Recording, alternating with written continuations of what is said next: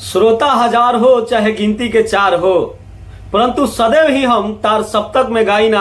आंख मीच के सांस खींच के जौन भी गाइना, उसे आपकी कसम हम नया ही बताइना। जी हाँ, हम बात कर रहा बनी पवन सिंह के गाना जौन पटना के घाट कल आयल रहे और ऊपर हम रिव्यू भी कैले रही। और वो गाना देख के हमरा जहां तक महसूस भइल कि वीडियो मतलब कोनो लेवल के नहीं खे। ऐसा लागता कि कोनो नया कलाकार के वीडियो होखे या बिना मन के बनावल गई होखे। और जौन आवाज भी बा वो आवाज में उ दम नहीं खे लागल जौन पवन सिंह के आवाज जानल जाला। लेकिन कहल जाला कि भोजपुरी इंडस्ट्रीज में श्रोता होले, लेकिन जौन पवन सिंह के श्रोता होले वो श्रोता नहीं पवन सिंह के दीवाना होले।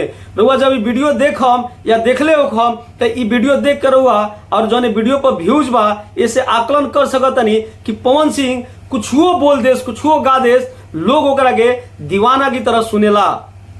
एगो पवन सिंह का डायलॉग बड़ी मशहूर है, पवन सिंह नाम है बेटा, मूड बनने में थोड़ा टाइम लगता है।